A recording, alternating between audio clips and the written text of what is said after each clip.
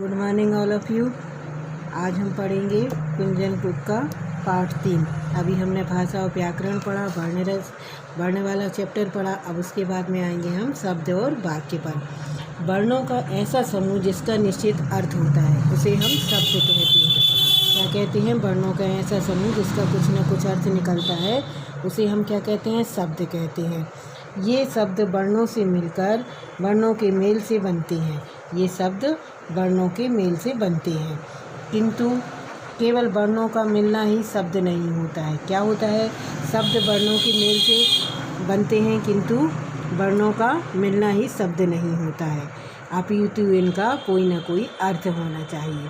हमें इससे क्या समझ में आया कि वर्णों का ऐसा समूह जिसका कोई निश्चित अर्थ होता हो उसे हम क्या कहेंगे? शब्द कहेंगे। ये शब्द की डेफिनेशन हो गई, मतलब परिभाषा कि शब्द किसे कहते हैं। तो हम उसको कह सकते हैं कि वर्णों का ऐसा समूह जिसका कोई निश्चित अर्थ होता है उसे हम शब्द कहते हैं।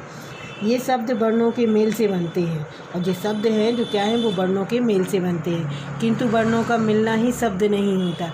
यदि हमने वर्णों को मिला दिया तो किंतु केवल वर्णों का मिलना ही शब्द नहीं होता, अपितु इनका अर्थ भी होना चाहिए। अर्थात हमें इससे ये समझ में आया कि वर्णों का कोई सार्थक अर्थ निकलना चाहिए, तभी वो शब्द बनता है, नहीं तो उसका कोई अर्थ नहीं होता। अब हमें ये चित्र दिखाई दे रहे हैं। पहले चित्र में मेढक बना हुआ है, दूसरे में एक घर दिखाई दे रहा है, तीसरे में हमें एक झरना दिखाई दे रहा है। तो अब जैसे मेढक है, हम इसका क्या करेंगे? जो मेढक शब्द बना हुआ है पूरा, हम इसका वर्ण विच्छेद करेंगे। हमने वर्ण विच्छेद करा तो हमने यहाँ क्या आ गया? माँ के नीचे हलंत प्लस ए प्लस आ प्लस डा, उसके नीचे हलंत प्लस आ प्लस का के नीचे हलंत प्लस आ। हम जैसे इसका वर्ण विच्छेद करेंगे तो क्या हो गया? मेढक। अब हम वर्ण विच्छेद में ये समझ में आ रहा, लेकिन यदि हम इसको उल्टा सीधा करके लिख देंगे तो ये क्या हो जाएगा? कमेट भी हो सकता है।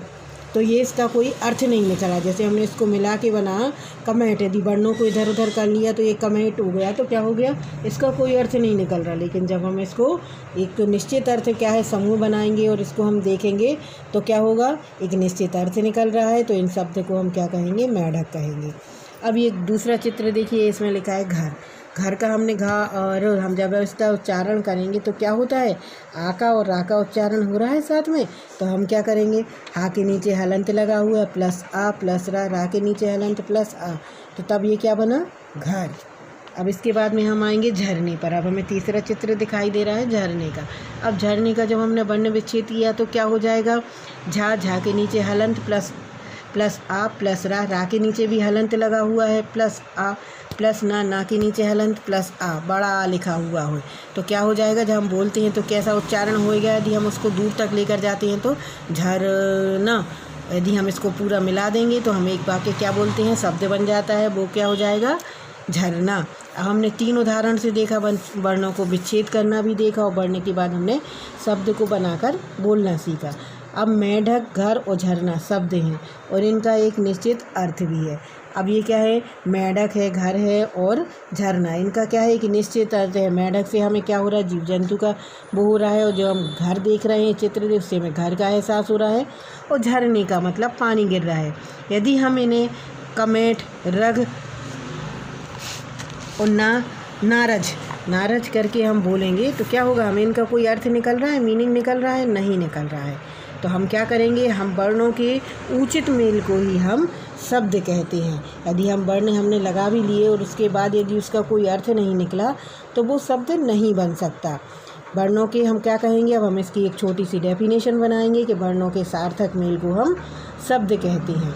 अब आपको शब्द समझ में आया कि वर्णों का ऐसा निश्चित समूह जिसका कोई अर्थ होता है, सार्थक समूह, वर्णों का जो मेल, उसको हम शब्द कहते हैं। अब हमने इसको 3 उदाहरणों से समझा। अब हमें शब्द समझ में आ गया। शब्द की यदि हम कोई ज़्यादा यदि हमें उसमें समझ में नहीं आए तो हमें सिर्फ एक डेफिनेशन समझ के रखना है कि वर्णों के सार्थक मेल को हम शब्द कहते हैं। वर्णों के सार्थक मेल को हम शब्द कहते हैं। अब हम शब्द के भेद पर आएंगे। शब्द के भेद इन आधारों पर किए गए हैं। अब शब्द के भेद कितने हैं? शब्द के 4 भेद हैं, और शब्द के भेद भी हमने चारों के आधार पर अलग अलग किए गए हैं। जैसे उत्पत्ति के आधार पर हैं, दूसरा है प्रयोग के आधार पर, तीसरा रचना के आधार पर, चौथा अर्थ के आधार पर। अब जो हमने ये 4 भेद देखे हैं, इनके के अंतर्गत भी शब्द के भेद होते हैं। जैसे उत्पत्ति के आधार पर हम देखेंगे तो उत्पत्ति के आधार पर 4 होते हैं भेद शब्द के। उत्पत्ति के आधार पर कितने होते हैं? शब्दों के 4 भेद होते हैं, 4 भागों में बांटा गया है। सबसे पहले तत्सम शब्द, तद्भव शब्द, देशज शब्द और विदेशी शब्द। सबसे पहले हमें इन चीज़ों का मीनिंग समझना है। हम क्या समझेंगे? तत्सम शब्द वो है जो संस्कृत भाषा से सीधे ज्यों के त्यों उठा के हिंदी में प्रयोग किए जाते हैं। तद्भव शब्द वो हैं जिनमें थोड़ा बहुत संस्कृत भाषा से आकर हिंदी में आकर इनमें परिवर्तन होता है, उन्हें हम तद्भव शब्द कहते हैं। और देशज शब्द जो हमारे देश की बोलियों से या हमारे जो भाषा है हमारे देश की उससे प्रचलित हुए हैं, चलन में आए हैं, उन्हें हम देशज शब्द कहते हैं। और विदेशी शब्द उन्हें कहते हैं जो विदेशी भाषा से आए हुए हैं, जो विदेश आदि दूसरे देशों की भाषाएं होती हैं उनसे आए हैं, उन्हें हम विदेशी शब्द कहते हैं। अब हमने सबसे पहले क्या पढ़ा? शब्द के भेद पढ़े। शब्द के कितने भेद होते हैं? 4 भेद होते हैं। उत्पत्ति के आधार पर, प्रयोग के आधार पर, रचना के आधार पर और अर्थ के आधार पर। अब हम एक एक जो भेद है इसके आधार पर हम अलग अलग शब्दों के भेद देखेंगे। तो हमने सबसे पहले क्या, अब हम आएंगे सबसे पहले उत्पत्ति के आधार पर शब्द के भेद में सबसे पहला है तत्सम शब्द। संस्कृत भाषा से निर्मित शब्द तत्सम शब्द कहलाते हैं। संस्कृत भाषा से जो शब्द सीधे हिंदी में आए हैं उन्हें हम क्या कहते हैं? तत्सम शब्द कहते हैं। इन संस्कृत शब्दों का प्रयोग हिंदी में ज्यों का त्यों किया जाता है, मतलब जैसे शब्द संस्कृत में है वैसा ही हिंदी में प्रयोग हो रहा है। जैसे अब हम इसका उदाहरण देखेंगे, जैसे स्वच्छ, महोदय, चरण, महान, रात्रि आदि। ये जो शब्द दिए गए हैं, उदाहरण दिए गए हैं, ये संस्कृत में भी ऐसे ही लिखे जाएंगे और हिंदी में भी इनका लिखना ऐसे ही होगा। जैसे स्वच्छ है, महोदय है, चरण है, महान और रात्रि। तो हमें क्या समझ में आया कि संस्कृत भाषा से जो शब्द ज्यों के त्यों हिंदी भाषा में प्रयोग किए जा रहे हैं उन्हें हम तत्सम शब्द कहते हैं। अब दूसरा है तद्भव शब्द। संस्कृत के ऐसे शब्द जो कुछ बदलाव के बाद हिंदी भाषा में प्रयोग किए जाते हैं वे तद्भव शब्द कहलाते हैं। अब संस्कृत भाषा के जो शब्द हैं वो क्या है? कुछ बदल दिए गए हैं, उनको क्या कहेंगे? हम तद्भव शब्द कहेंगे। हमने तत्सम शब्द में क्या पढ़ा कि संस्कृत भाषा के शब्द ज्यों के त्यों प्रयोग होते हैं तो वो तत्सम शब्द कहलाते हैं, और जिनमें परिवर्तन हो जाता है वो क्या कहलाते हैं? तद्भव शब्द कहलाते हैं।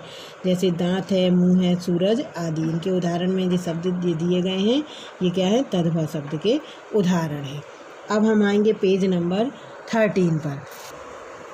अब ये कुछ शब्द दिए गए हैं तत्सम शब्द से तद्भव रूप में लिखना है। जो तत्सम शब्द दिए गए हैं मतलब संस्कृत के शब्द हैं उसको हिंदी में कन्वर्ट करना है, मतलब बदलना है।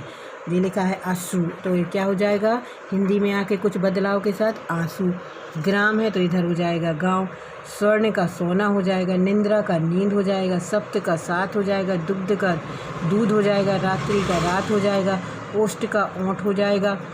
अब दंत का दांत हो जाएगा, क्षेत्र का खेत हो जाएगा, घृत का घी हो जाएगा, सत्य का सच हो जाएगा, सूर्य का सूरज हो जाएगा, नग्न का नंगा हो जाएगा, ग्रह का घर हो जाएगा, शिक्षा का सीख हो जाएगा। अब हमें इतने जो शब्द दिए गए हैं वो क्या है? हमें तत्सम शब्द से तद्भव शब्द में बदलना बताया गया है। हमें रीड करना है और हमें समझना है कि तत्सम शब्द से तद्भव शब्द में।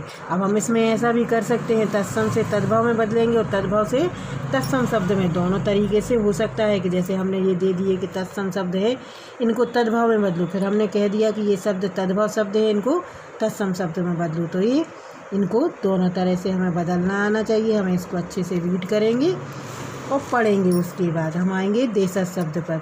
देशज शब्द कहलाते हैं जो देश के विभिन्न क्षेत्रों में बोली जाने वाली विभिन्न बोलियों से ग्रहण किए जाते हैं, जैसे पगड़ी है, झाड़ू आदि।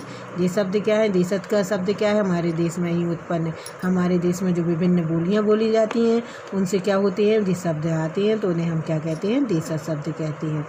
अब हम आएंगे विदेशी शब्द पर।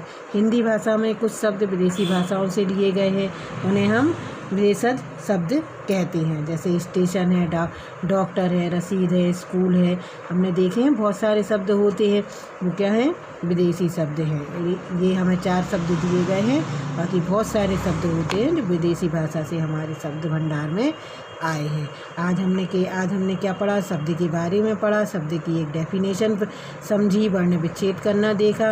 उसके बाद में हमने शब्दों के भेद पढ़े और उत्पत्ति के आधार पर शब्दों के भेद को समझा।